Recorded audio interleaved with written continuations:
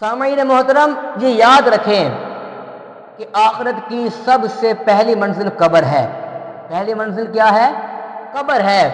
حضرت سیدنا عثمان غنی ذو النورین رضی اللہ تعالی عنہ جب آپ کسی قبر پر تشریف لے جاتے تو آپ اس قدر روتے کہ آپ کی داڑھی مبارک تر ہو جاتی۔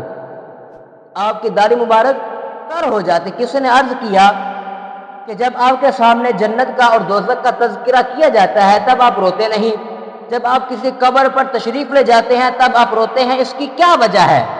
اس کی وجہ کیا ہے؟ ہمیں بھی بتلائیں۔ تو حضرت سیدنا عثمان غنی ذو النورین رضی اللہ تعالی عنہ آپ نے فرمایا کہ میں نے حضور جانا صلی اللہ تعالی علیہ وآلہ وسلم سے سنا ہے کہ آخرت کی سب سے پہلی منزل قبر ہے۔ پہلی منزل کیا ہے؟ قبر ہے۔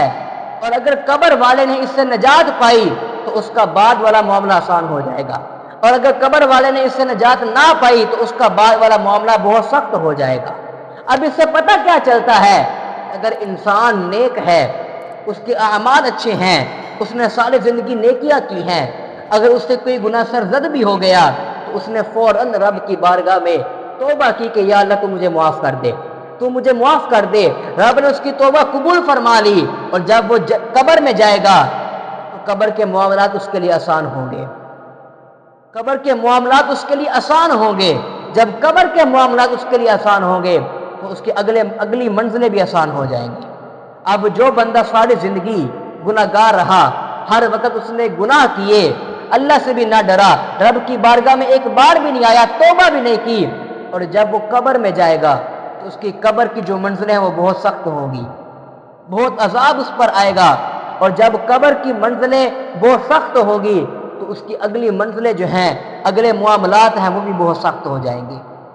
سامعین محترم، کبھی سوچا ہے کہ ہم نے قبر میں جانا ہے؟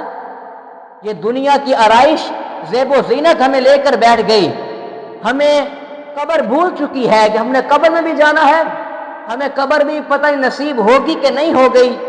تو سامعین محترم سوچئے، ہم نے قبر میں بھی جانا ہے۔ ہم اگر کہیں پر جائیں، اگلے دن ہم نے سفر کرنا ہو، کراچی جانا ہو یا کہیں پر بھی جانا ہو گھومنے پھرنے کے لیے، اور جتنے دنوں کے لیے جانا ہو ہم اس دن کے حساب سے پیکنگ شروع کر دیتے ہیں۔ کوئی 5 کپڑے، کوئی 10 کپڑے، کوئی کتنے کپڑے رکھتا ہے، اپنی تیاریاں مکمل کرتے ہیں، حالانکہ 1-2 دن پہلے تیاریاں مکمل کر لیتے ہیں۔ تو سامعین محترم ذرا سوچئے، جب ہم رات کو سوئیں گے اور اگر رات کو قبر میں جانا پڑا، کیا ہماری تیاری ہے؟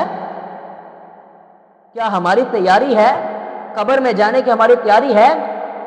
بتائیں، کیا ہم نے اتنے اعمال کر لیے کہ ہم قبر میں جا سکیں اور جا کر سوال و جواب کا جناب والا جواب دے سکیں، سوال کا جواب دے سکیں؟ کبھی ہم نے سوچا، کبھی تیاری کی؟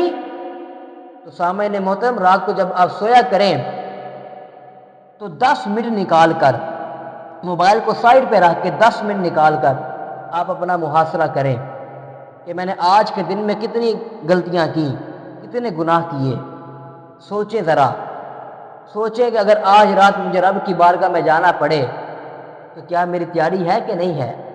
قبر تو ایک نہ ایک دن، موت تو ایک نہ ایک دن آ کر رہے گی، قبر میں تو جانا ہی جانا ہے۔ تو سامعین محترم سوچیے، اور قبر انسان کو دن میں 3 مرتبہ پکارتی ہے۔ کتنی مرتبہ؟ 3 مرتبہ، کہ میرے اندر اندھیرا ہے اور اجالا تو نے خود لے کر آنا ہے۔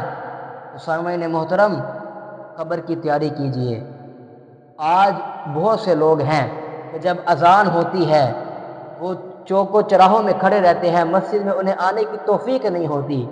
تو ہم کتنے خوش نصیب ہیں کہ اللہ رب العزت نے ہمیں سجدہ کرنے کی توفیق عطا فرمائی، سجدہ کرنے کی توفیق عطا فرمائی۔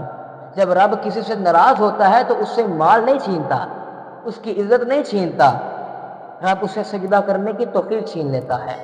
تو سامعین محترم، اس بات کو سوچئے کہ ہم نے قبر میں جانا ہے، سوالوں کے جوابات دینے ہیں، رب کو منہ دکھانا ہے، ہم اچھے اعمال کر کے جائیں۔ ہم اچھے اعمال، یہ دنیا ایک عارضی ہے، ہمیں قبر میں جانا ہے۔ اللہ رب العزت کی بارگاہ میں دعا ہے کہ خالق کائنات ہمیں قبر و حشر کی تیاری کرنے کی توفیق عطا فرمائے، اور صدق دل سے توبہ استغفار کرنے کی توفیق عطا فرمائے۔ وآخر دعوانا الحمدللہ رب العالمین۔